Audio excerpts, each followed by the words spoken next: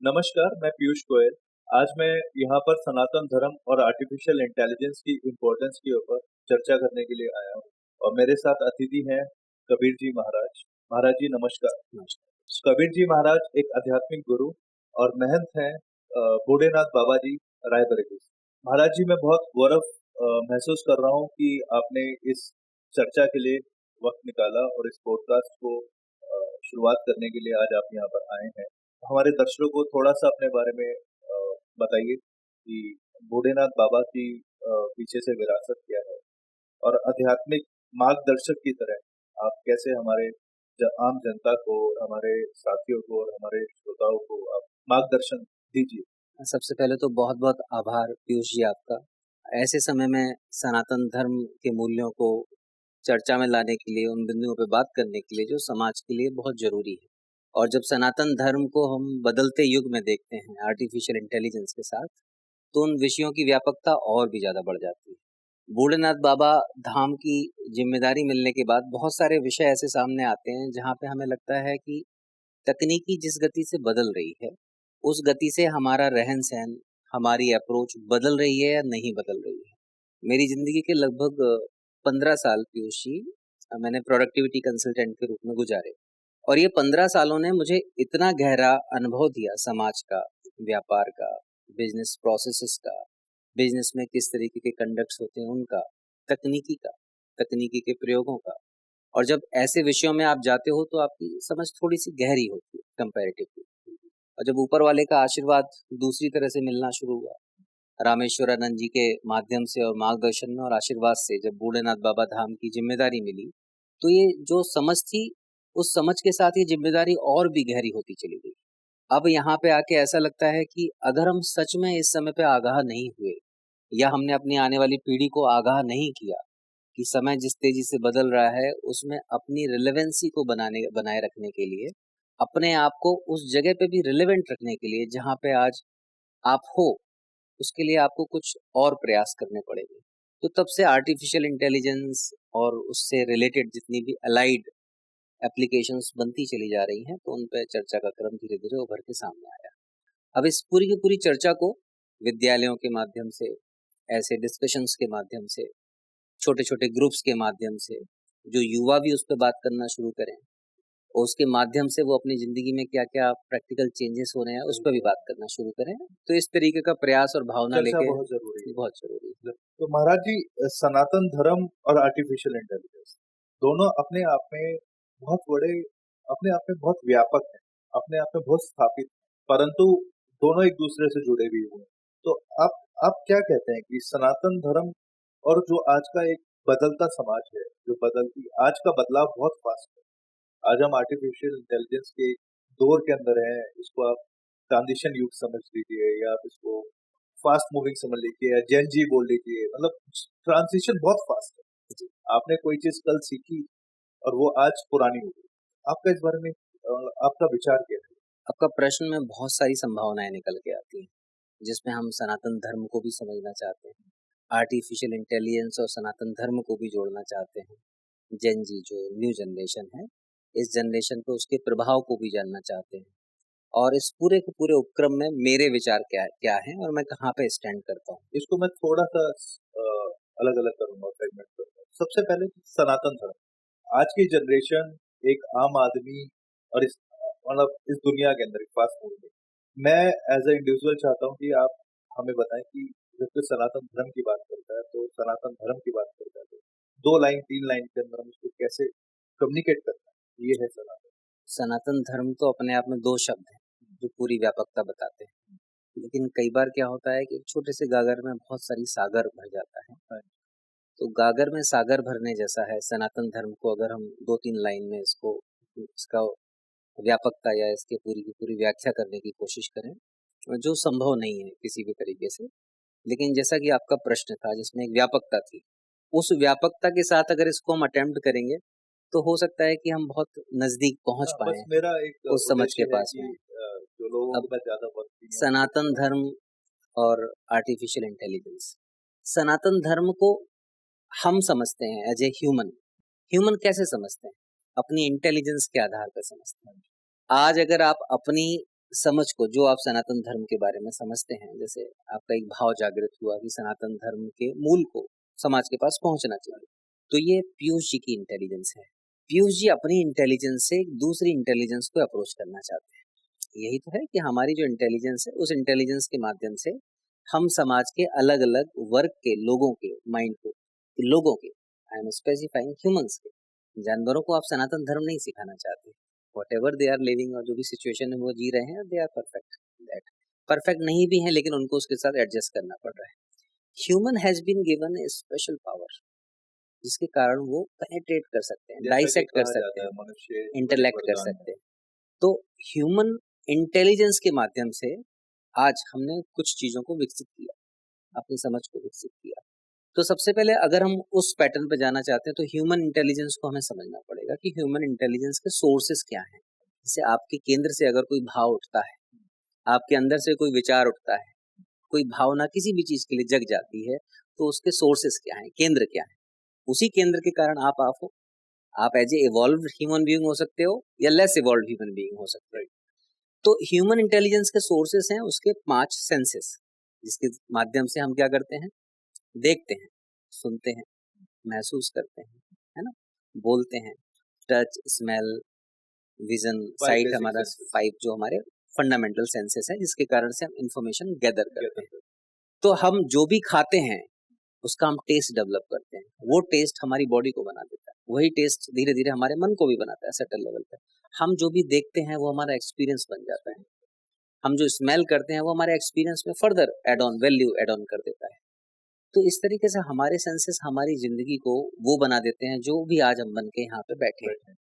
इसी human intelligence का evolution over time हुआ है। लगभग होमो सेपियंस जिनको हम बोलते हैं वो 50,000 साल का पूरा एवोल्यूशन है। उसके पहले हमारा जो एवोल्यूशन स्टेजेस थी वो दूसरी थी। तो आज हम जो भी बने हैं ह्यूमन इंटेलिजेंस के कारण बने हैं और ह्यूमन इंटेलिजेंस को लेके बैठे हैं। इसी इंटेलिजेंस ने दूसरी स्पीसीज को भी इवॉल्व होने के लिए स्पेस दिया। हमने टेक्नोलॉजी के ट्रांजिशन केवल आर्टिफिशियल इंटेलिजेंस के टाइम पे नहीं देखे हैं, इससे पहले भी देखे हैं। जब हमारे पास आग नहीं थी, आग के बाद हथियार नहीं थे, हथियार के बाद हमारे पास पहिया नहीं था, पहिया के बाद हमारे पास प्रिजर्व करने की सिस्टम्स नहीं थे। तो इवॉल्व हम हुए हैं ओवर टाइम। ये इवोल्यूशंस ने आज हमें एक ऐसी जगह लाके खड़ा कर दिया है जहां पे कुछ ऐसा हमसे बन गया है जो हमारी इंटेलिजेंस को चैलेंज कर रहा है। तो जब हम चैलेंजिंग एनवायरनमेंट में खड़े होते हैं, लेकिन हमारी अप्रोच और हमारे रहने के तरीके, पैटर्न्स, हमारे साथ शिक्षा की पद्धतियां हो, आगे बढ़ने की पद्धतियां, अगर वो पुराने ही तरीके की हैं तो हम आगे कैसे बढ़ेंगे। तो जब हम सनातन धर्म की बात बोलते हैं तो सनातन धर्म यही समझ को उसके मूल फंडामेंटल स्ट्रक्चर में ले जाने का नाम है। धर्म धार्यते, धर्म वो है जिसको धारण किया जाता है, और धर्म का मतलब नियम होता है। जब हम नियम को इस तरीके से देखते हैं कि हर वो बड़ी से बड़ी चीज, स्थूल से स्थूल जो ग्रॉस है, जैसे गुरुत्वाकर्षण का बल हम महसूस कर सकते हैं क्योंकि हम बैठे हैं, खड़े हैं, महसूस कर सकते हैं।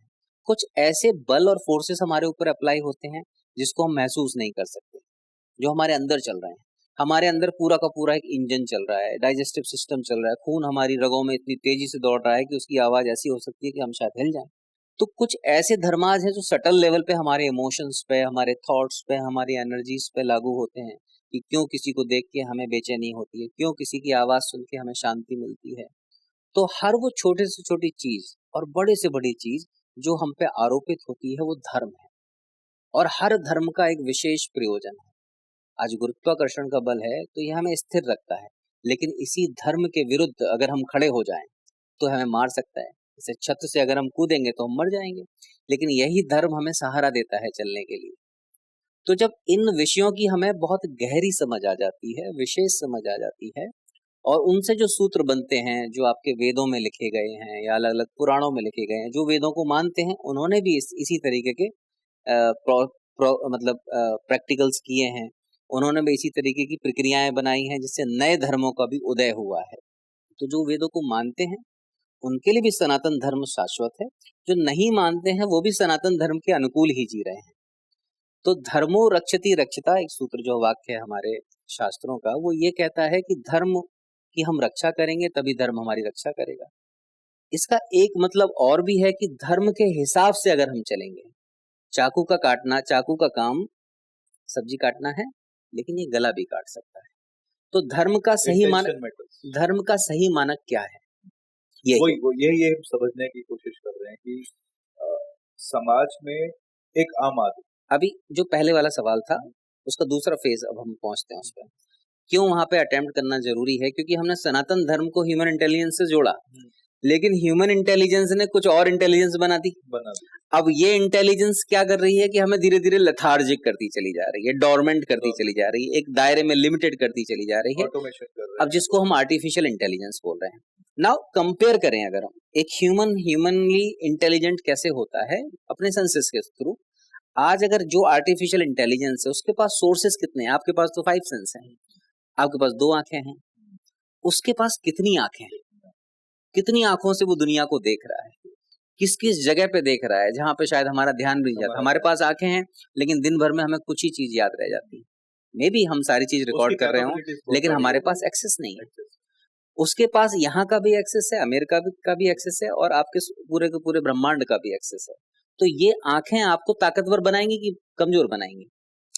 तो आर्टिफिशियल इंटेलिजेंस अपने आप को बहुत मैग्नानिमसली, मतलब इस तरीके से इंटेलिजेंस बढ़ रहा है। इंटेलिजेंस का बेस हमेशा इंफॉर्मेशन होता है। जानकारी को अगर आपको प्रोसेस करना आ जाए, क्योंकि उस जानकारी से, जैसे हम जो गैदर करते हैं उस जानकारी से हमारा न्यूरल सिस्टम बनता है। Now artificial intelligence is a technology, cerebral capacity is being built.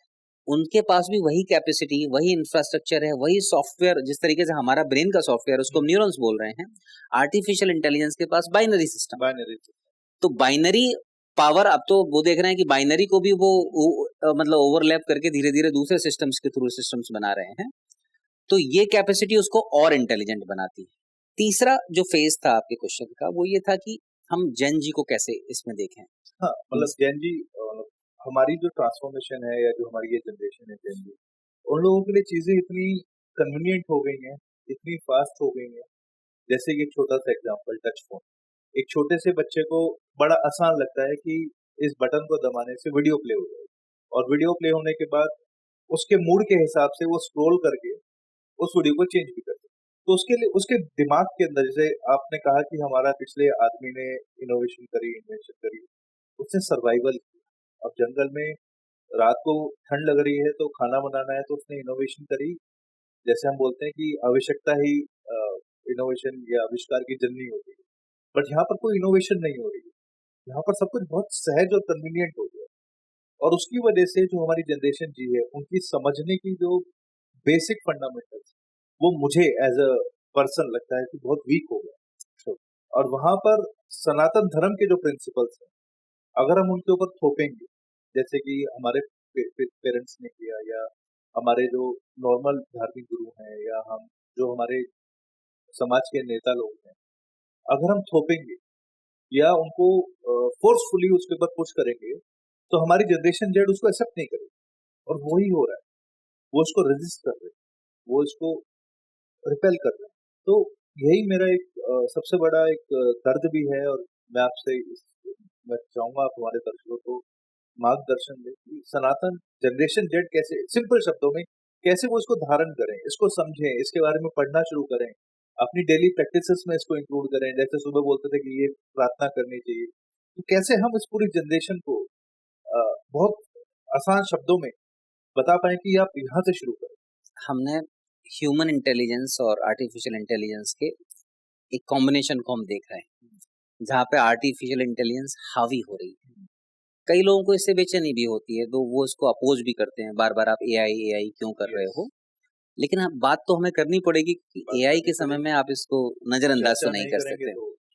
अब जो जेन जी नहीं, मतलब जेन एक्स भी है, मिलेनियल्स भी हैं, और बाकी सारे लोग भी हैं जो अलग अलग कैटेगरी में आते हैं, अलग अलग नाम दे दिए जाते हैं। देखा जाए तो बच्चों से लेके बड़े तक, अगर हम पूरा का पूरा इसको बोलें, तो केवल बच्चे ही प्रभावित नहीं हैं, बड़े भी प्रभावित हैं।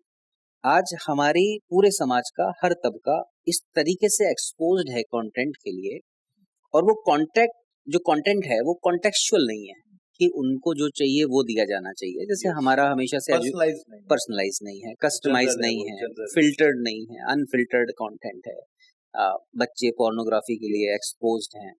अब उनके लिए जो चीज़ें बहुत बड़ी या बहुत दूर समय पे मिलनी चाहिए थी उनको बाद में, वो बहुत अर्ली स्टेजेस में मिलती चली जा रही हैं। इट इज़ नॉट कि कंटेंट ही मिल रहा है, ये कि उनका पूरा का पूरा लाइफस्टाइल का पैटर्न भी बदल गया है। ये बच्चों की प्रॉब्लम नहीं है, बच्चे वल्नरेबल हैं। क्यों? क्योंकि शायद जब वो बहुत छोटे थे, 3 साल, 4 साल, 5 साल, जब उनको चीज़ें एक्साइट करती थी, उनके पेरेंट्स जब भी वो रोते थे या बोर होते थे, तो उनके पेरेंट्स उनको मोबाइल फ़ोन के माध्यम से चीज़ें पकड़ा देते थे। Now they have been trained by the device. They have been surrounded by the devices. उनको रोना है, गाना है, अच्छा लगना है, वो डिवाइस के माध्यम से करना है। तो डिवाइस पे डिपेंडेंसी इनहेरिटेंट हो चुकी है। वो इस डिवाइस को इग्नोर नहीं कर सकते। Even parents are not able to ignore it. वो टेक्नोलॉजी इग्नोर नहीं कर सकते। अब कंपेयर करते हैं हम पुरानी जनरेशन से। पुरानी जनरेशन में जो समय का बदलाव था वो एक पीरियड लेके होता था कि 20 साल में चीज बदलेगी। इंटरनेट आया तो 20, 25, 30 साल लग गए। हम वेब 2 की बात करते हैं, जब ये फेसबुक या बाकी सारे सोशल मीडिया इवॉल्व होना शुरू हुए, 10-20 साल आराम से उन्होंने लिया। अब ये समय ऐसा है कि आपके पास 10-20 साल नहीं, आपके पास 2 साल भी नहीं है, आपके पास 1 साल भी नहीं है। और जब इतना समय आपके पास नहीं है इवॉल्व होने का, और आप आज से 40 साल या 50 साल पुराना एजुकेशन सिस्टम या पैटर्न फॉलो कर रहे हैं, तो संभावना ये होती है कि जन जी को समझ में ही नहीं आएगा। आज जब वो फिजिक्स की किताब उठाते हैं और इधर वो एआई के साथ खेल रहे हैं, तो उनको ये नहीं लगता कि इसका यूज क्या होगा, प्रैक्टिकल इम्प्लीमेंटेशन क्या होगा। तो ये एक स्ट्रक्चरल इशू है। अब स्ट्रक्चर को तो स्ट्रक्चर ही सॉल्व कर सकता है, और स्ट्रक्चर हमेशा पॉलिटिक्स के हाथ में है। अब talking about the Indian politics, तो इंडियन पॉलिटिक्स में एक बड़ा गैप है। जिस तरीके से ग्लोबल पॉलिटिक्स या प्रैक्टिसेस चलती हैं, दूसरा प्रोसेसेस को सही समय पे इम्प्लीमेंट करने में वो डिले हुआ है। उसको हमें एड्रेस करना चाहिए, उसको एक्सेप्ट भी करना चाहिए कि हम बहुत डिलेड हैं। जिस यूथ पॉपुलेशन पे हमें शायद गर्व होना चाहिए था, आज हमारे लिए वो जिम्मेदारी बन गई है, बर्डन बन गई है, लायबिलिटी बन गई है। क्योंकि कंपनीज उनको लेना नहीं चाहती, क्योंकि उनके पास डिसिप्लिन नहीं है, उनके पास अंडरस्टैंडिंग नहीं है, उनके पास अप्रोच नहीं है, परजर्वेरेंस नहीं है। तो वो कैसे इस समय पे सरवाइव करें? जब स्ट्रक्चरल प्रॉब्लम क्रिएट होती है, तो स्ट्रक्चर को स्ट्रक्चर से ही रिप्लेस करना पड़ता है। अब हम सरकार से बात करें तो सरकार जमीनी लेवल पे कितना काम कर पाएगी, नहीं कर पाएगी, पता नहीं। लेकिन हमारे मूल संस्कृति ने हमें एक आधारभूत शक्ति दी है जागृत करने की। हम मनुस्मृति के बहुत सारे लोग खिलाफ हैं, और वो इसलिए खिलाफ हैं क्योंकि उसको सिस्टमेटिकली करप्ट किया गया, सिस्टमेटिकली रीराइट करके हमारे दिमाग में उसके खिलाफ जहर घोला गया। ये उसी तरीके का जहर है जो आज हमारी दंपतियों या घर हाउसवाइफ है उनके दिमाग में डाला गया कि हाउसवाइफ होना क्राइम है, हाउसवाइफ होना एक पाप है जो आप कर रहे हैं। तो ये इसलिए नहीं है कि उनको क्राइम लगता है कि आपने अपनी पत्नी को गलत महसूस करा, ये इसलिए कि समाज में या इंटरनेट पे इतनी रील्स आ रही है, वो उनको महसूस करा रही हैं कि what they are doing is useless. तो जब मनुस्मृति की बात करते हैं, तो मनुस्मृति में 16 संस्कारों का एक पूरा का पूरा सिस्टमेटिक ढांचा है। ये ढांचा क्या करता है कि आपको बर्थ से लेके आपकी डेथ तक आपको एक स्ट्रक्चर में लेके जाता है। वो स्ट्रक्चर आपको एलिवेट करता है, ट्रांसेंड करता है। और humans are meant to be transcended beyond the normal capabilities. ये कैपेबिलिटी अगर हम ट्रांसेंड नहीं करेंगे तो कोई और ट्रांसेंड करके आपको रूल करेगा। और इसी के कारण आज अगर पूरा का पूरा समाज का जो आंकड़ा निकल के आता है, लगभग हर 100% लोगों को केवल 5% लोग डोमिनेट करते हैं, रूल करते हैं।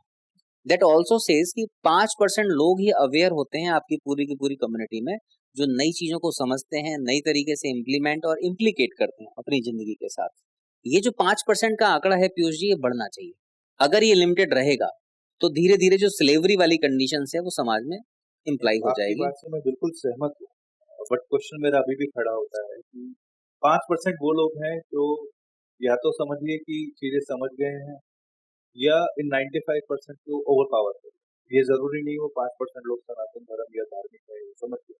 हमारे लिए इस समय पे इम्पोर्टेंट है कि हम ऐसे एक फ्रेमवर्क को डिफाइन करें, जैसे आपने कहा स्ट्रक्चरल अप्रोच, एक फ्रेमवर्क जो सनातन धर्म के प्रिंसिपल्स के ऊपर बना।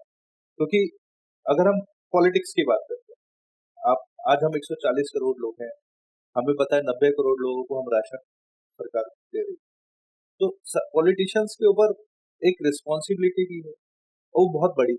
मेरा विचार ये है कि आप जैसे धार्मिक गुरु, जब आप इंटेलेक्ट लेवल पे लोगों से मिल रहे हैं, युवा से मिल रहे हैं, तो एक छोटा सा फ्रेमवर्क, मतलब फ्यूचर में जब हम दोबारा मिलेंगे, मैं चाहता हूँ कि आपके पास हम एक फ्रेमवर्क दे पाए अपने दर्शकों को कि आपको डेली लाइफ में ऐसा कुछ इंक्लूड कर कि जिसमें ना किसी का कुछ नहीं बिगड़ता। उससे क्या है, जो डिजिटल स्टोर है, जो सनातन को एक तरीके से दबा रहा है, और सनातन अपने आप में हर काल में है, उसको समझने की जरूरत है। और यही यही मेरा एक तो आपसे वो था कि पीयूष जी, सवाल और नियत आपकी बहुत अच्छी है, लेकिन कुछ फंडामेंटल्स होते हैं हर अप्रोच के। प्रक्रियाएं सनातन जो धर्म है या शास्त्रों में अलग अलग प्रक्रियाएं, हर युग में ऋषि आए, हर युग में बहुत ज्ञानी आए, ध्यानी आए, आध्यात्मिक गुरु आए, और आज भी हैं। इस समय भी बहुत सारे आध्यात्मिक गुरु हैं, they are doing the tremendous work, और वो पॉसिबिलिटीज को किसी भी तरीके से ट्रांसेंड कर सकें जो ह्यूमन पॉसिबिलिटीज है, उसके लिए प्रयास कर रहे हैं। प्रॉब्लम कहाँ आती है कि सबसे पहले जो ब्रेन है जिनको आपको इम्पार्ट करना है, उनको रिसेप्टिव बनाना बहुत इम्पोर्टेंट है। रिसेप्टिव बनाना बहुत रेसिपियंसी ऐसी है जो हमारे धर्म, सनातन धर्म की बैकबोन है, हर एक प्रोसीजर की बैकबोन है। सनातन धर्म बिल्कुल उसमें नहीं है कि आप मंदिर चले जाते हो, पानी चढ़ा देते हो, प्रसाद चढ़ा देते हो। सनातन धर्म वो रेसिपियंसी है कि ब्रह्मांडीय ऊर्जा को आप एक मूर्ति के माध्यम से अपने जीवन में कैसे उसका आह्वान करते हो। अब ये पूरा का पूरा जो आह्वान है आपका, आप ऐसी सटल एनर्जी का आह्वान कर रहे हो जो सटल आपको कभी दिखेगी नहीं, वो केवल एक्सपीरियंस में आएगी। उस पावर को आप हार्नेस करने के लिए मूर्ति का प्रयोग कर रहे हो, लेकिन जब हम केवल और केवल अंधविश्वास में पड़ के रह जाते हैं तो वो पावर को हार्नेस करना हमारे लिए बहुत मुश्किल हो जाता है। कॉस्मिक पावर को एक मूर्ति और स्ट्रक्चर के माध्यम से अगर हमें हार्नेस करना है तो उसके लिए हमारी रेसिपियंसी बहुत बननी चाहिए। ये रेसिपियंस जब हम तब बनते हैं जब अपने अपने कार्मिक जो हमारे कनेक्शंस हैं या जो हमारी कंपल्सिव टेंडेंसीज हैं ओवर टाइम जो बन गई हैं किसी ना किसी कारण से, हमारे संस्कारों के कारण से या किसी भी कारण से, उनको तोड़ना बहुत जरूरी है। इसीलिए हमारे अष्टांग योग या पूरा योग, और पतंजलि जी ने योग का पूरा विज्ञान दिया जो नमस्कार करने से शुरू हो जाता है। नमस्कार करने का मतलब, पहला ही मतलब है, जब हम किसी के सामने हाथ जोड़ते हैं तो कहीं ना कहीं हम तत्पर हैं उसके साथ बॉन्ड बनाने के लिए, उससे जुड़ने के लिए, उसको समझने के लिए, उसके साथ 2 कदम आगे बढ़ने के लिए। जब हम किसी डीटी के सामने पूरी तरीके से झुकते हैं तो हमारी बॉडी का एक एक जॉइंट अपने बॉन्डेजेस को लिक्विफाई करता है। सब साइंटिफिक है, लेकिन आज इन्हीं पद्धति को अगर वैज्ञानिक भाषा में हम समझने का प्रयास करें तो लोग तैयार नहीं है, क्योंकि आप जैसे ही किसी भी प्रक्रिया के बारे में आप खंडन करेंगे तो आपका विरोध होना शुरू हो जाएगा। अब ये विरोध भी ऐसा होता है जिसका कोई तथ्य या प्रमाणिकता नहीं है, ये विरोध विचारधारा का विरोध होता है। तो इस समय पे जो सबसे ज्यादा जरूरी है, मुझे ऐसा लगता है कि सनातन धर्म तो शाश्वत है, चल रहा है आपके साथ। आप अगर अवेयर हो जाओगे तो वो अपने आप ही आपके फ्री फ्लो होने लगेगा। वो फ्लो हो रहा है, बट हम उसके खुद ही रोक रहे हैं, उसको कहीं ना कहीं रिस्ट्रिक्शंस कर रहे हैं। वो हम इसलिए रोक रहे हैं क्योंकि हमें ये लगता है कि हम किसी भी विचारधारा से बहुत जल्दी इन्फ्लुएंस हो जाते हैं। और जैसे मैंने बताया कि रील चल रही है अभी, हमारे जो ट्रांजिशन है हमारे मूड्स का और हमारे न्यूरोलॉजिकल एक्टिविटीज का, वो इतना फास्ट है दैट इट्स बीइंग कंट्रोल्ड। आप एक रील के ऊपर अगर फंस रहे हैं तो आप उसको 5-10 मिनट सस्टेन नहीं कर सकते। आपको अगली रील के हिसाब से आप प्रोग्राम अपने मूड को चेंज करें। अब देखो, ये जो सवाल है आपका, ये दिखा रहा है हेल्पलेसनेस, कि आप असहाय हैं। हमारी जनरेशन हेल्पलेस हो गई। आज हम अगर इस समय पे अगर हम असहाय हैं कि हम एक रील्स के गुलाम हैं, 2 सेकंड, 10 सेकंड, 15 सेकंड्स की यूनिवर्सिटी हमारे जीवन को नेविगेट कर रही है, रूल कर रही है, so that makes the problem more worst. अब ये एडवर्सरी है इस तरीके की। अब इसको अगर हमें स्ट्रीमलाइन करना है या सही पैटर्न पे लेके आना है तो बहुत इंपॉर्टेंट है इस समय पे अवेयरनेस की चिंगारी को जगाना। जब डिस्कशन, जो टॉक शो आपने शुरू किया और मुझे यहाँ पे बुलाया, ये एक बहुत अच्छा प्रयास है, क्योंकि अगर हम सूत्रों को और बार बार अगर ऐसे टॉपिक्स पर चर्चा करते हैं और वो हमारे अंदर कहीं ना कहीं हमें सेंसुलाइज करता है, ट्रिगर करता है, थोड़ा सा हमें डराता है। डरना बहुत जरूरी है, क्योंकि आज आप अनएम्प्लॉयड होने वाले होंगे, बेरोजगारी आपके लिए बढ़त वगैरह। आपने गवर्नमेंट की बात की कि लोगों को खाना दे रहे हैं, फ्री फूड दे रहे हैं, so that is going to happen.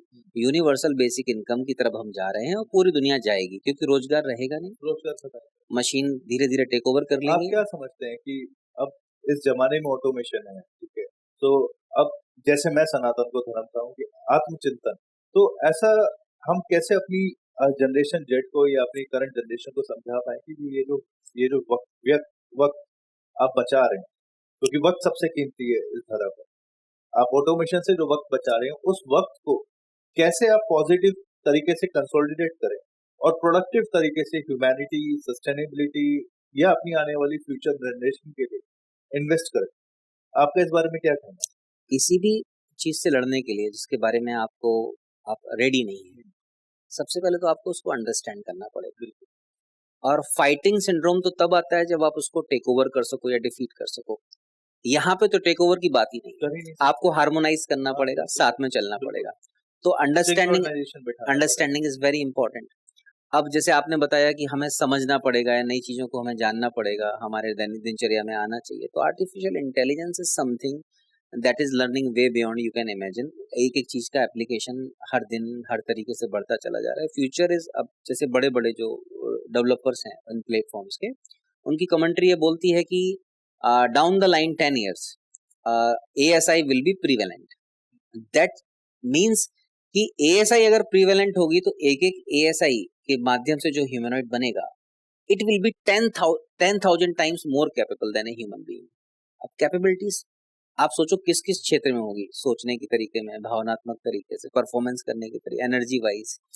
तो जब हमसे महामानव हमारे साथ में चलेगा, उस दौर के लिए अगर हमें तैयारी करनी है, या तो हम महामानवों के अधीन रहेंगे। महामानव इसलिए बोल रहे हैं कि बायोलॉजी से आप मानव नहीं है। आपको क्या लगता है कि फ्यूचर में ये जो हमारे सनातन के जो प्रिंसिपल्स हैं, जो हमें चेतना देते हैं, हमें कॉन्शियसनेस देते हैं, कि एआई को कॉन्शियस मिल जाएगा? एआई और आपके कॉन्शियसनेस में हमारी सबसे बड़ी प्रॉब्लम क्या है? हमें ऐसा लगता है कि just because of bones, bloods और मसल्स हम बहुत स्पेशल क्रिएचर हैं पूरी दुनिया के लिए, और गॉड के लिए या भगवान जिसको हम मानते हैं उसके लिए हम ही सेंटर्ड है पूरी दुनिया का। ये प्रकृति किसी को भी मानक नहीं मान के चलती, आप भी मानक नहीं।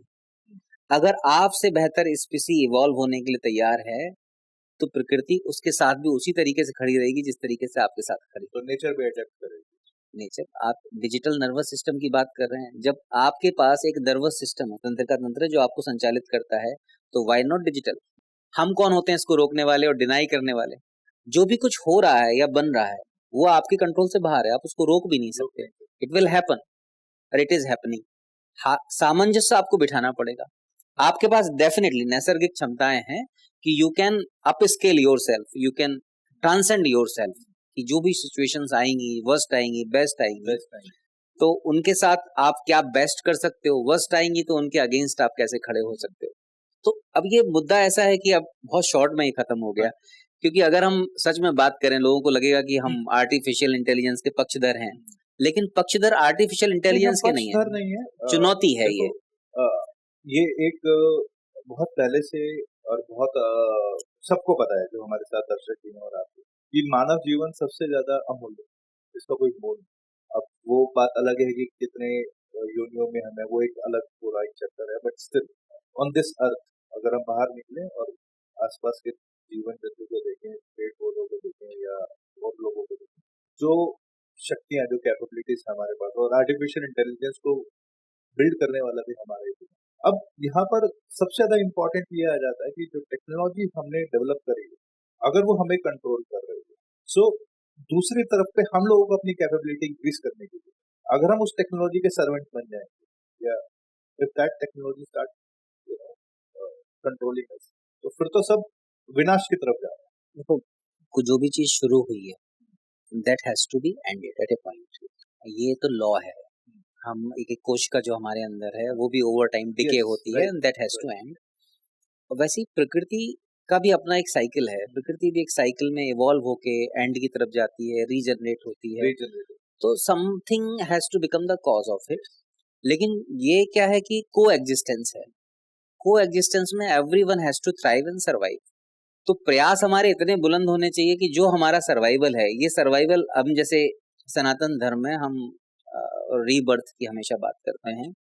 तो अगर हमें रीबर्थ की साइकिल में नहीं उलझना है तो this life should be the last life of hours. तो सबसे पहले अगर हम उस तरफ चेंज करेंगे अपने आप को, तो ये जो मानक है आर्टिफिशियल इंटेलिजेंस के, उसकी क्षमताओं के, ये आपके सामने अदने पड़ेंगे, दैट इज फॉर श्योर। ये पूरे अनुभव और समझ के साथ हम कह रहे हैं, क्योंकि सनातन धर्म समझ का ही नाम है। सनातन धर्म कोई एंटिटी नहीं है, कोई रिटन लिटरेचर नहीं है। सनातन धर्म is all about your understanding about your environment and the forces. ये कॉस्मिक फोर्सेस भी हो सकते हैं, सटल भी हो सकते हैं, ग्रॉस भी हो सकते हैं। जब आपको थ्राइव करना है, राइज करना है और इस लाइफ को यूजफुल बनाना है, तो आपको एक्स्ट्रा ऑर्डिनरी एफर्ट्स भी डालने पड़ेंगे। वो एक्स्ट्रा ऑर्डिनरी जो अब एक्स्ट्रा ऑर्डिनरी एफर्ट्स डालने के लिए बहुत इंपॉर्टेंट है, सबसे पहले जो अवेयरनेस रूपी चिंगारी है। जैसे जब हम झंझोड़ते हैं किसी को, जैसे डिस्कशन के माध्यम से हो सकता है बहुत सारे लोगों को समझ में आए, वो विरोध भी करें, और जब आपके ब्लॉग पे सवाल आएंगे तो आप उसके जवाब भी दीजिएगा। जब आप उनको झंझोड़ रहे हैं, हिला रहे हैं, तो उनके मन में कहीं ना कहीं डर भी आएगा, बगावत भी आएगी। ये डर आना जरूरी है इस समय पे। ये डर हर तबके के ऊपर आना जरूरी है, जिससे वो अपने आसपास की कम से कम चिंगारी को जागृत करना शुरू कर दे। जैसे ही अवेयरनेस आएगी तो हमें दो तीन चीजें और समझ में आएंगी कि इस अवेयरनेस से, इससे फाइट करने के लिए वी हैव टू बिल्ड और rebuild our mental and emotional capacities. जब मेंटल और इमोशनल कैपेसिटीज की बात करते हैं तो वो तभी बिल्ड होगी जब आपका शरीर सक्षम होगा। तो लोग वर्कआउट करना शुरू करेंगे फिजिकली रूप से, अपनी ब्रीथ को कंट्रोल करना शुरू करेंगे, they will feel more connected.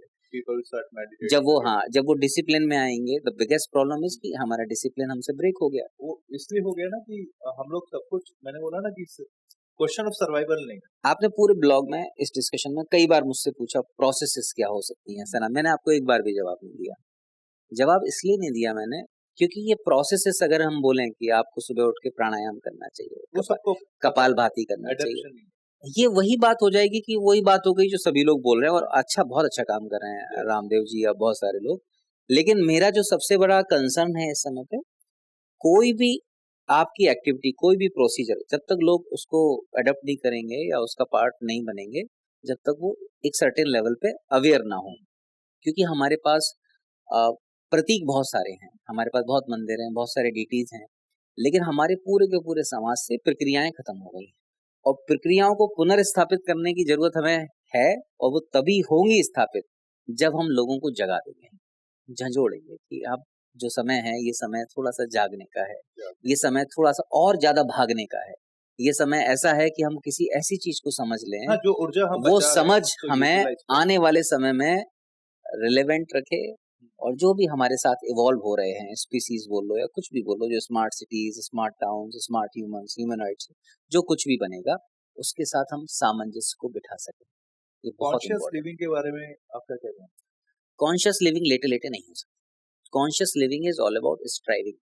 Conscious living का मतलब है कि you become the part of life, और वो पार्ट ऑफ लाइफ आपकी जिंदगी का आर्ट ऑफ लाइफ बनना चाहिए। यही यही एक सबसे बड़ा सवाल है। बट आप जैसे आपने कहा कि अवेयरनेस, जब तक पहली सीढ़ी अवेयरनेस है, पहले हम इन मुद्दों पर बात करना स्टार्ट झंझोड़ना पड़ेगा। एक बार जब तैयार हो जाएगा सुनने के लिए, जैसे अब अभी 1 घंटे की डिस्कशन में हम ये नहीं कर सकते, इसके लिए कोर्सेस होने चाहिए, करना पड़ेगा, फ्रेमवर्क रेडी करना, फ्रेमवर्क हमें देना पड़ेगा। वो फ्रेमवर्क उनको ट्रिगर करे, उनको आगे लेके आए, उनकी समझ को बढ़ाए, और वो समझ को वो अपनी जिंदगी में स्थापित करें। नहीं करेंगे तो आपके लिए यूजलेस हो जाएगा ना प्रभाव, आपका रिसोर्स भी वेस्ट होगा, एनर्जी भी वेस्ट होगी। अब जब हम जनरेशन जेड की बात कर रहे हैं तो युवा के बारे में बात करना बहुत महत्वपूर्ण हो जाता है यहाँ पे। जैसे आपने अभी डिस्कशन में इस चीज को हाईलाइट भी किया कि आज के जो युवा है उसकी स्थिति बहुत ज्यादा वल्नरेबल है, और दूसरा कि खराब नहीं कहूंगा, मैं कहूंगा कि बहुत ज्यादा अनस्टेबल। आज मैं खुद युवा हूँ, और मतलब मैं जब अपने से 5-10 साल छोटे या छोटे बच्चों को देखता हूँ तो डिफरेंस है। हमारे जो पेरेंट्स थे, उन्होंने जो लाइफ जी और जो हमने जी, और जो अब हमारी नेक्स्ट जनरेशन है, उसमें बहुत डिफरेंस है। बट इम्पोर्टेंट ये है कि एज ए ह्यूमन हम आप लोगों ने, हम लोगों ने, आप भी मेरे से उम्र में, आप मेरे सीनियर हैं, आप मुझसे बड़े, तो जो बुजुर्ग हैं, बुजुर्ग तो नहीं कहूंगा मैं आपको, बुजुर्ग तो नहीं कहूंगा, मतलब आपका जो एक्सपीरियंस है और जो आपकी लर्निंग है वो हमसे बहुत आगे है। नहीं, और मेरा इम्पोर्टेंट आज का पॉडकास्ट का ये था कि जब हम लोग इस चीज को समझ रहे हैं, तो क्यों ना अपनी आने वाली जनरेशन को पुश करें। कि द वो स्ट्रगल बिगेस्ट थिंग अपनी पूरी जिंदगी में पीयूष जी आप और आपके जैसे जितने भी युवा हैं कर सकते हैं, तो बस अपने से बस एक स्टेप जो नई पीढ़ी आ रही है इसको जगाने का काम करिए। जगाने का। अगर आपने ये नहीं किया तो either way they are going to die.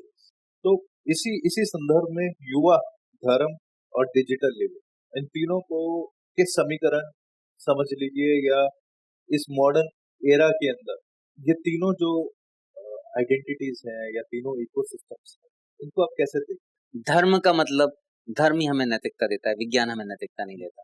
अगर पीयूष जी को आज समझ है कि उनकी किस औरत के साथ क्या संबंध है, ये धर्म के कारण है, विज्ञान के कारण विज्ञान है। के कारण? अगर सच में पीयूष जी अगर वैज्ञानिक मेरा आचरण मेरा धर्म, आचरण आपका धर्म है, तो जब भी आपको अपनी जिंदगी में ऊपर की तरफ उठना है तो धर्म उसका माध्यम बनना ही है, ये तय है।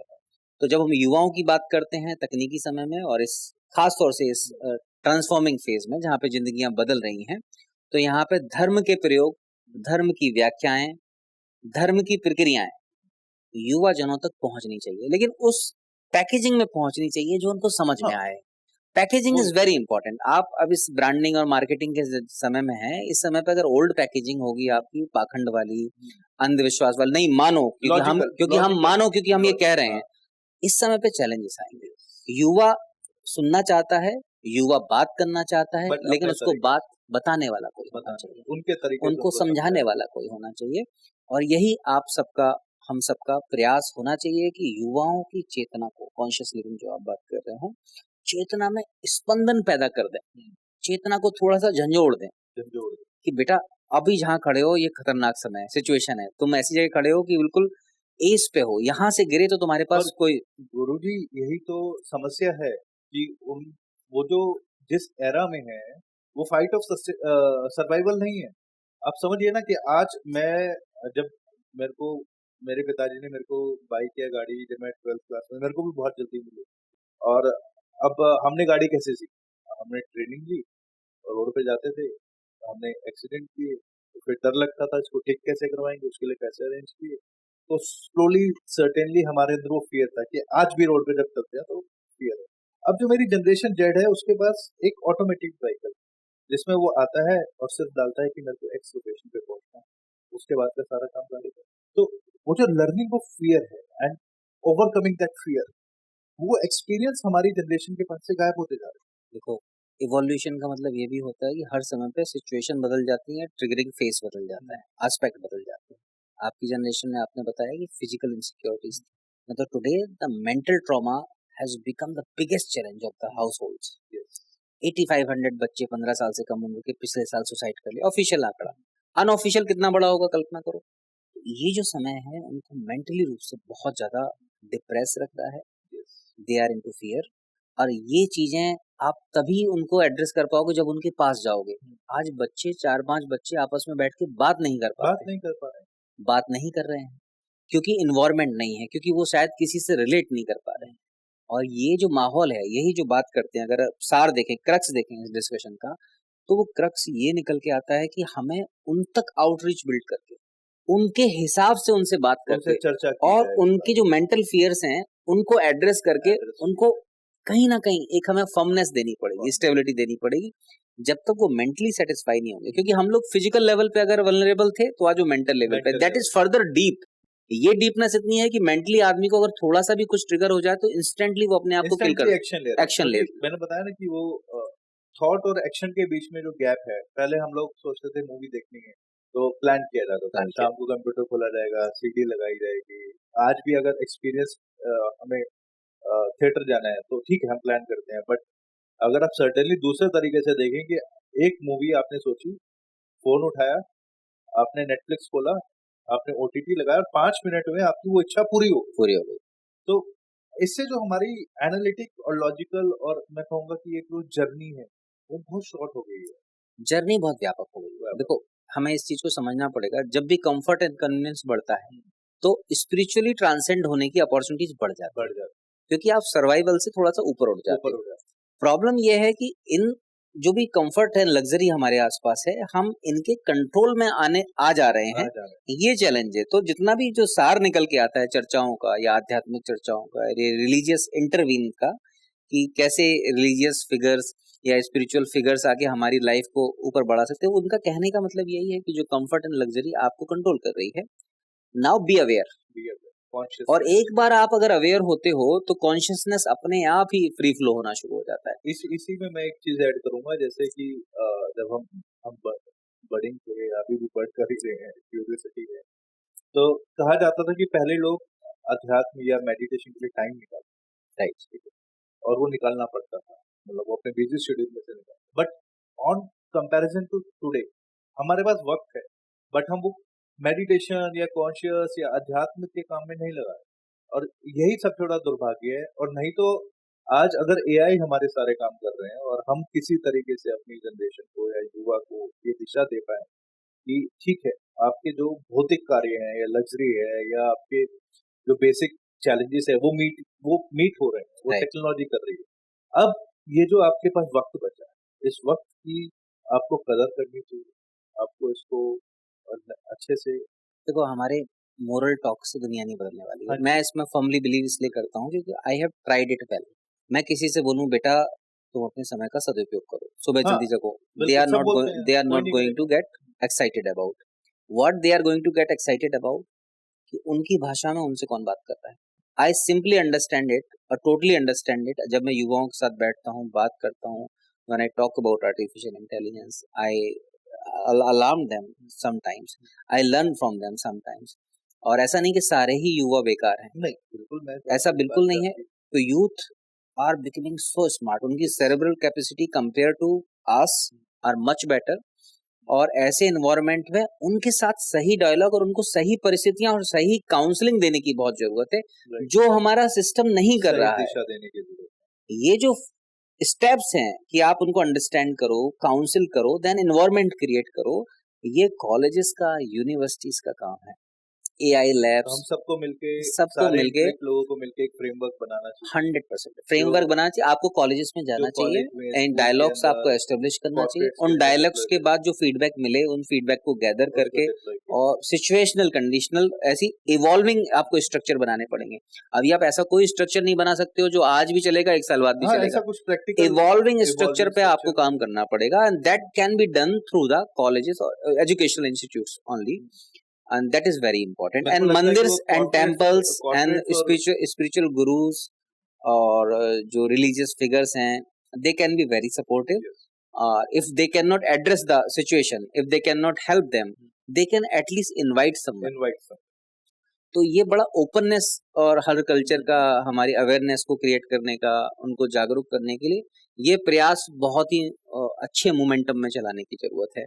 एंड दिस इज माय अर्ज एंड रिक्वेस्ट कि आप और आपके समकालिक लोग जो समझते हैं वो इन प्रयासों को बहुत वृहद स्तर पे करें। और मेरा, जो लोग इन बातों को सुन रहे हैं, अगर कुछ भी आपको ऐसा लगा हो कि सच में ये समय थोड़ा सा अलार्मिंग है, ये समय थोड़ा सा कॉन्शियस होने का है, तो आपको भी जागरूक होना है और अपने आसपास की ऊर्जा को भी आपको जागरूक करना है।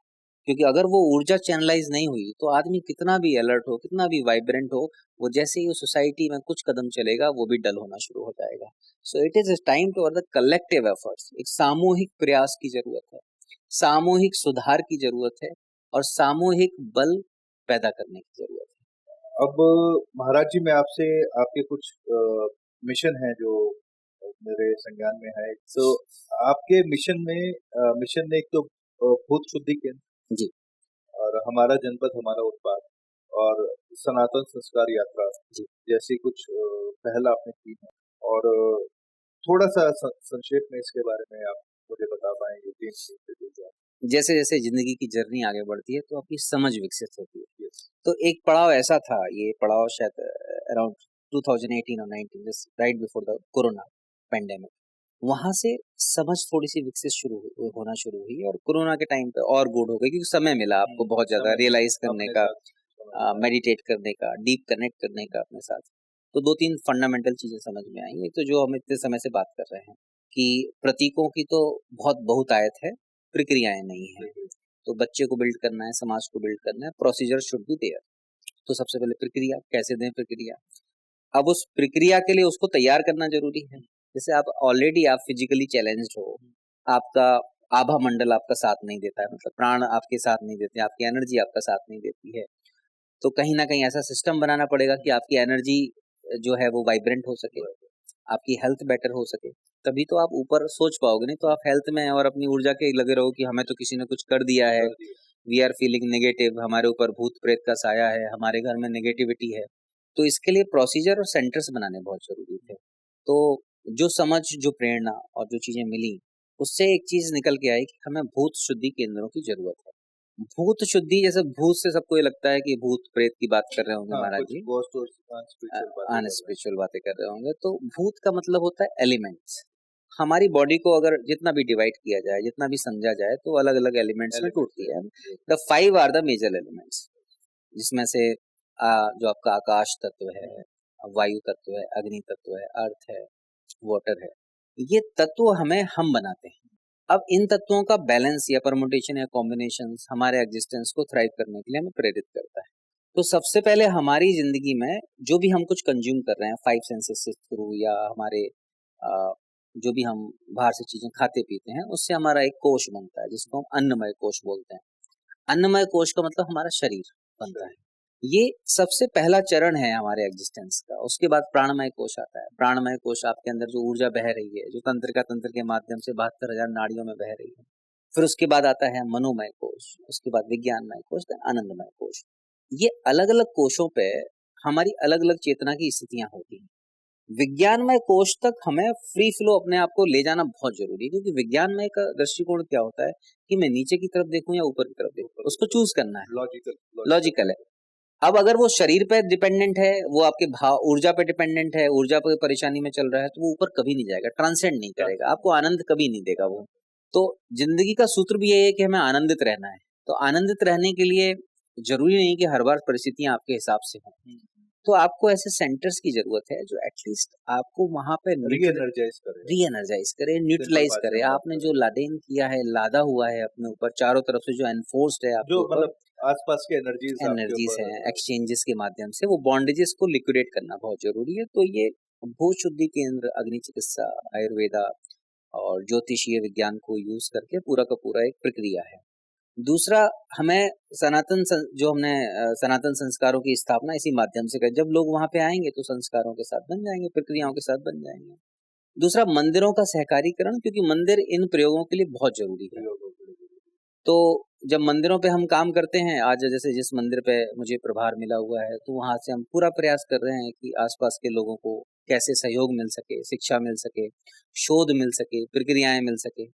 तो इसी क्रम में हमारा जनपद, हमारा उत्पाद, क्योंकि जितनी भी आज हमारी जिंदगी में समस्याएं हैं, दैट इज बिकॉज ऑफ केंद्रीकरण, सेंट्रलाइजेशन कारण समस्याएं, चाहे वो खाद्यान्न की हो, चाहे प्रोडक्शन की हो, चाहे वो इकोनॉमिक्स की हो। क्योंकि हम जैसे ही कंट्रोल में आते हैं, हम कमजोर हो जाते हैं। तो विकेंद्रीकरण ही एकमात्र उपाय है। विकेंद्रीकरण हमारे लोकल लेवल पे रोजगार भी पैदा कर सकता है, क्वालिटी ऑफ प्रोडक्ट्स को भी एनहांस कर सकता है, और लोकलाइजेशन की भावना को वोकलाइजेशन में भी टर्न कर सकता है कि हम अपने क्षेत्र के लिए कम से कम उत्तरदायित्व। तो जैसे हमारा जनपद रायबरेली है, तो रायबरेली में अगर हम है, तो रायबरेली जनपद के लोगों के अंदर केवल इतनी भावना आ जाए कि हमें अपने ही जनपद का उत्पाद खरीदना है, तो localised immunity will be so powerful, so strengthen, कि वहां पे रोजगार will not be a problem, वहां पे चीजों को चैनलाइज करना बहुत प्रॉब्लम नहीं होगा। संसाधन होंगे, आज किसी को गार्ड बनने के लिए, ड्राइवर बनने के लिए, डिलीवरी बॉय बनने के लिए अपने गांव से बाहर नहीं आना पड़ेगा। They can do their own work, they can build their expertise. आज वहां पे कुम्हारों के घर देखता हूँ मैं। आपके कहने का मतलब है, जैसे हमारी सरकार और हमारे माननीय प्रधानमंत्री जी जो हमारे देश को बोलते हैं कि हमें आत्मनिर्भर बनना है, तो आप ये कह रहे हैं कि वो हमारे गांव से, जो हमारी सबसे छोटी इकाई है, वहां से शुरुआत। बहुत छोटा सा एग्जाम्पल है, प्रधानमंत्री जी केंद्र में बैठे हैं, बहुत बड़ा देश है, 140 करोड़ से ज्यादा की आबादी है हमारी।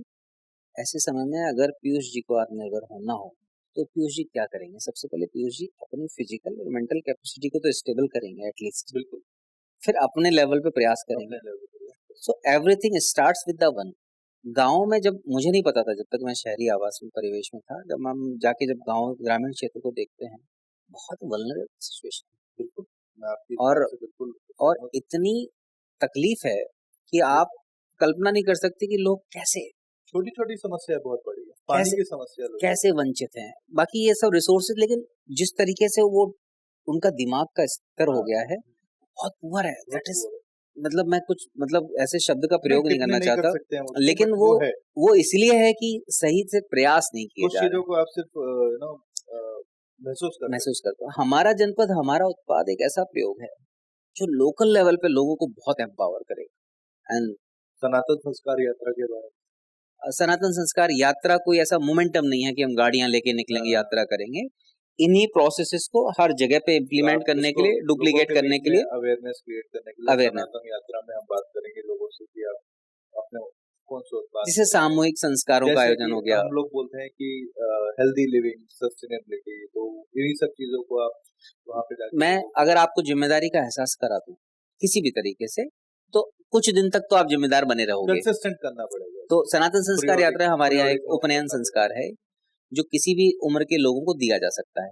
उपनयन संस्कार का मतलब है जो जनेऊ के 3 धागे हम जो पहनते हैं वो आपको पूरी प्रकृति, पूरी दैवीय संरचना और आपके माता पिता और गुरु के ऋण को आपका एहसास कराते हैं एहसास करा। कि आप एग्जिस्टेंस में क्यों आए, क्यों है? आपके पेरेंट्स थे, वो दैवीय संरचना जो आपको हर दे रहा है, प्रकृति दे रही है, नदियां आपको दे रही हैं, हवा आपको दे रही है, धरती आपको दे रही है, उनके लिए आपका आभार कैसे होना चाहिए। And every time you touch, आपकी बॉडी को ये धागा टच करता है तो वो ट्रिगर होता है, रिमाइंडर। जैसे बोलते हैं ना, लॉ बनाना बहुत आसान है, एनफोर्समेंट इज ए और प्रॉब्लम। समझाना भी ज़रूरी है। एनफोर्समेंट इज ए प्रॉब्लम कि जैसे मैंने लॉ बनाया, अब उसके लिए स्ट्रक्चर होना चाहिए, बार बार मुझे रिमाइंडर हाँ, देना। तो ये धागे ऐसे हैं जो बार बार उन अ, जो आपको मिला है, जो ऋणी ऋणी है जिस चीज के लिए आप, उसका बार बार आपको एहसास कराती है।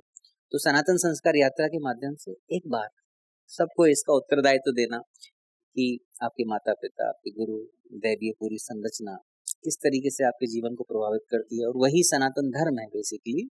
और तो आपको कुदरत को वापस क्या देना है, वापस क्या देना आपका है, दायित्व है। कुछ नहीं दे सकते तो सहयोगी कैसे होना है, सहयोगी। सहयोगी कैसे होना है। तो इस तरीके का ये पूरा का पूरा प्रयास है। एक वर्ड है जो मुझे लगता है कि इम्पोर्टेंट है, अब हम ऐसे कुछ यहाँ पर डिस्कस कर रहे हैं, स्पिरिचुअल टेक्नोलॉजी। आपका इनके बारे में क्या? हम एआई की बात कर रहे हैं, हम सनातन धर्म की बात कर रहे हैं, तो अब वही बात होती है कि लोहे को लोहे से काटना है या लोहे को लोहे के साथ। Spiritual technology. एक तो प्रॉब्लम ये है कि हमें काटने छाटने हाँ, के बारे में नहीं नहीं सोचना सोचना चाहिए, और ये शब्दावली भी विरोधी बनाती है विरोधी। आपको। मुझे ऐसा लगता है तकनीकी आपके लिए सहयोगी हो सकती है। विरोध या डिस्कशन का पूरा एजेंडा ये है कि तकनीकी वहां पे है, लेकिन तकनीकी की हम स्लेवरी करेंगे तो फिर हम उसके ऊपर कभी इसीलिए नहीं आ पाएंगे। स्पिरिचुअल टेक्नोलॉजी व्हिच तो is empowering you. Spiritual technology तो ऑलवेज देयर। जैसे ये आपकी जो डिवाइस है, एक ह्यूमनॉइड बनाने को अभी उनको समय लगने वाला है, and what you have been given, तो वो टेक्नोलॉजी इतनी डीप है कि उसके इनर साइंसेस को समझने में अगर आपने थोड़ा सा अगर समय लगाया, थोड़ा सा वक्त आपका लगाया। डेली प्रोसेस का अगर आधे घंटे यस, भी आपने थोड़ा सा दिया, वक्त लगाया। तो मुझे ऐसा लगता है कि आपकी अंडरस्टैंडिंग और परसेप्शन इस लेवल पे एक्सप्लोड होगी कि आपने सोचा नहीं होगा, कल्पना भी नहीं की होगी। बट मैं फिर भी आपसे आह्वान करूंगा कि कुछ टेक्नोलॉजीज के नाम आप यहाँ पर दर्शकों के साथ शेयर करें, ताकि वो दोबारा, सबको पता है, सबके डीप कॉन्शियस में है, बट वो दोबारा से रिवाइव हो जाए। क्या महाराज जी ने बताया है कि ये किसी को नहीं पता, ये टेक्नोलॉजी से हर कोई इसको अलग तरीके से देखता है। तो मैं चाहूंगा कि आप इस बारे में थोड़ा सा और। जब हम तकनीकी की बात करते हैं पीयूष जी, तो तकनीकी की फाउंडेशन को समझना बहुत जरूरी है। जैसे सनातन धर्म में 3 शब्द, त्रिआयामी शब्द हैं, तंत्र मंत्र यंत्र, आपने भी सुने होंगे, और मुझे लगता है कि कहीं ना कहीं आप प्रयोग भी करते होंगे, कोई ना कोई मंत्र का रिसाइटेशन आप करते ही होंगे। तो जब भी किसी तकनीकी की बात करते हैं तो हमें फ्रेमवर्क क्या मिला है, उसी फ्रेमवर्क में तो आपको तकनीक का प्रयोग करना है।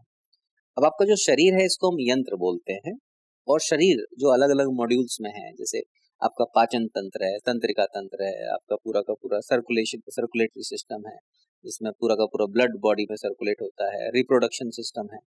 ये जो छोटे छोटे तंत्र जो आपको मिले हुए हैं, ये आपके तंत्र हैं, क्योंकि ये आपकी बॉडी के एक ऐसा मॉड्यूल है जो बॉडी को लाइव रखने में या आपके शरीर को जिंदा रखने में, आपके अस्तित्व को बरकरार रखने में आपकी मदद कर रहा है।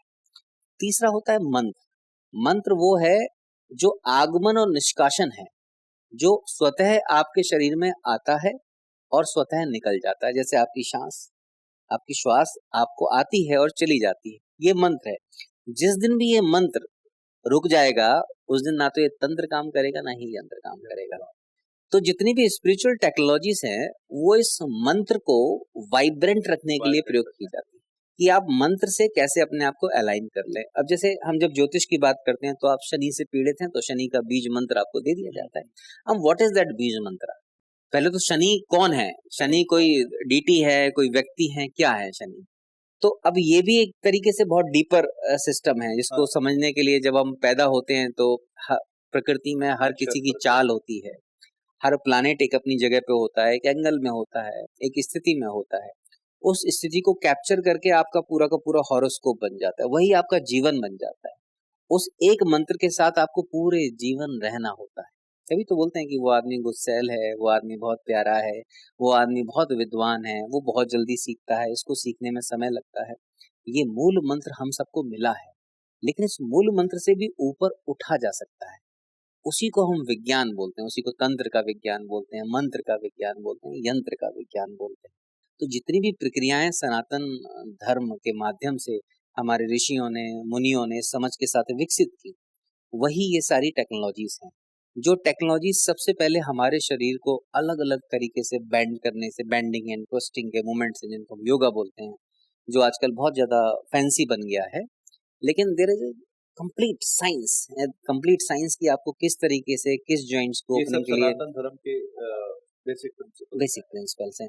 फिर उसको हील करना, देन मंत्रास के माध्यम से अलाइन करना, क्योंकि टेक्नोलॉजी वर्ड यूज करना यहाँ पे मेरे को इम्पोर्टेंट लगा था कि नहीं, बहुत अच्छा किया आपने, क्योंकि अभी जैसे हमने योगा की बात की, जैसे अब अलाइन है, इस समय अगर आपको कोई प्लैनेट अगर एक सर्टेन गोचर में घूम रहा है, फॉर एग्जाम्पल अभी राहु का ट्रांजिट है, राहु और केतु साथ में है इस समय पर, सॉरी मंगल और केतु साथ में है, and both planets are fire planet, अग्नि तत्व है। ये एक अजीब तरीके की एनर्जी पैदा करते हैं। हो सकता है इतनी हलचल हो रही है इस कॉम्बिनेशन के कारण ही है, अभी जैसे ब्लास्ट हो रहे हैं, प्लेन क्रैश हुआ है, बहुत दुखद है। अब जब आपकी जिंदगी में ऐसी एनर्जी आएगी, एक सर्टेन आपका जो हॉरोस्कोप बनता है 12 राशियों के माध्यम से, तो अगर उसको आपको अलाइन करना पड़ेगा। अगर आपने अलाइन नहीं किया तो ये फायरी जो एनर्जी है ये आपको दूसरी दिशाओं में लेके जा सकती है। तो इस तकनीकी को भी, ये भी एक टेक्नोलॉजी है कि हमें ये समझना कि किस समय पे हमारी बॉडी को किस तरीके के मांत्रिक अलाइनमेंट की जरूरत होगी, उसको सही समय पे पा जाना, उसको सही समय पे हमें मिल जाना। अगर वो मिल जाती है तो बहुत ज्यादा अलाइंड हो जाते हैं। जो वर्स्ट से वर्स्ट आपके साथ हो सकता था उसकी इंटेंसिटी बहुत मिनिमम हो सकती, रिड्यूस हो सकती है। तो that is also a complete science, process, procedures हैं। हम बात करेंगे अभी आने वाले पॉडकास्ट में एक बिंदु के ऊपर और डिटेल में बात करेंगे। ये जरूरी भी है बात करना। भारत, सो पूरा विश्व भारत को हमेशा से स्पिरिचुअल टेक्नोलॉजीज का एक गुरु समझता है, या और भारत की पहचान हमेशा से अध्यात्म से, और हम स्पिरिचुअल टेक्नोलॉजीज की हमेशा से, मैं कहूँगा इनोवेटर नहीं कहूँगा, मैं कहूँगा सूत्रधार। हम लोगों ने इसको बहुत पहले से पहचाना था और हमारे ग्रंथों में इस चीज को लिखा गया था, और गीता में तो पूरा वर्ल्ड उसको फॉलो कर रहा है कि everything is very simply written.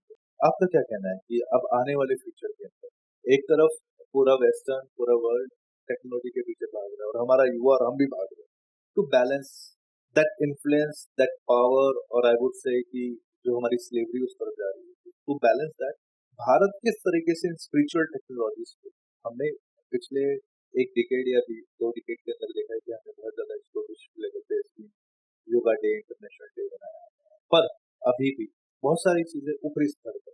How you think कि भारत एक विश्व लीडर बन सकता है जहाँ पर हमारा जितना भी एक वर्क फोर्स है जो पूरे देश, पूरे वर्ल्ड के अंदर हम एक्सपोर्ट करते हैं, हमारा एक फ्रेमवर्क लेके जाए, हमारी स्पिरिचुअल टेक्नोलॉजीज को लेके जाए, और विश्व भर में जहाँ पर भी एक भारतीय रह रहा है, उसका घर है, या उसने एक मंदिर को स्थापित करा है, या लोग उसके संपर्क में आ रहे हैं, तो ऑटोमेटिकली एक ट्रांजेक्शन ऑफ स्पिरिचुअल टेक्नोलॉजीज होना चाहिए। वो भारत कैसे करे?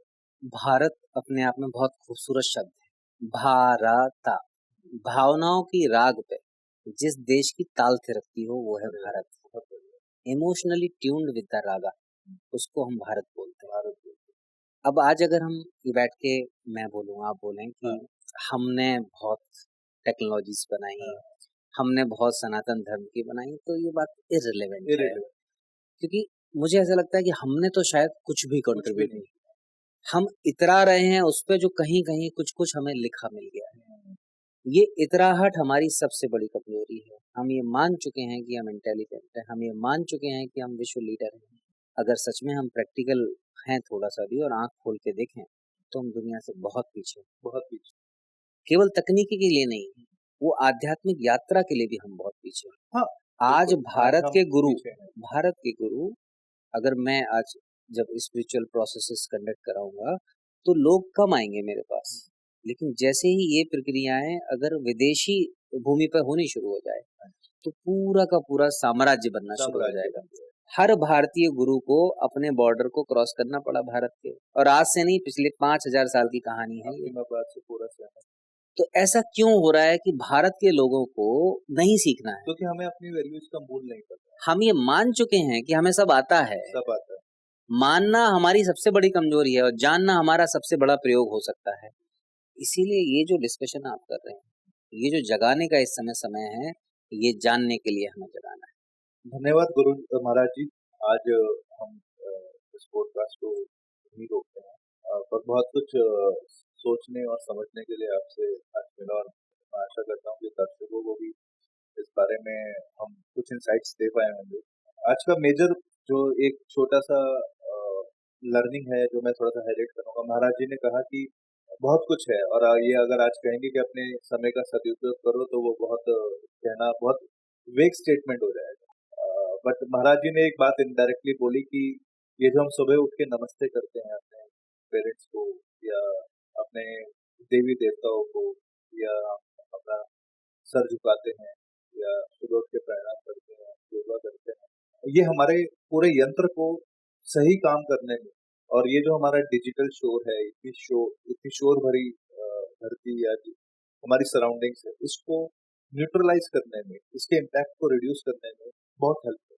तो मैं आशा करता हूँ कि हमारी ये शुरुआत अच्छी रहे, और हम महाराज जी और जितने भी हमारे इंटेलेक्ट लोग हैं, हमारे राजनीतिक लीडरशिप, पॉलिटिकल लीडरशिप, हमारे एजुकेशन लीडरशिप, हमारी धार्मिक लीडरशिप, इन तीनों सिनर्जीज को हम एक जगह पर लाएं, और एक ऐसा फ्रेमवर्क अपने समाज को दे पाए जो इजी टू अडेप्ट हो, जिसको समझना बहुत मुश्किल ना हो, और उसके रिजल्ट्स को मेजर करना, उसके जैसे हमारे टेक्नोलॉजी कॉर्पोरेट में होते हैं केपीआईज, की परफॉर्मेंस इंडिकेटर्स, उसको हम स्पिरिचुअल टेक्नोलॉजीज के केपीआईज कुछ बना पाए।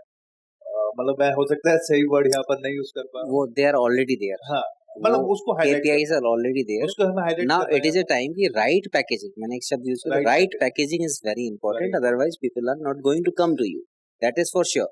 धन्यवाद महाराज जी, आपने इतना कीमती वक्त निकाला, और आशा बहुत करते हैं हम आगे continue बहुत चर्चा करेंगे, और मैं चाहता हूँ कि अलग अलग इंस्टीट्यूट्स में भी आप प्रयास करें।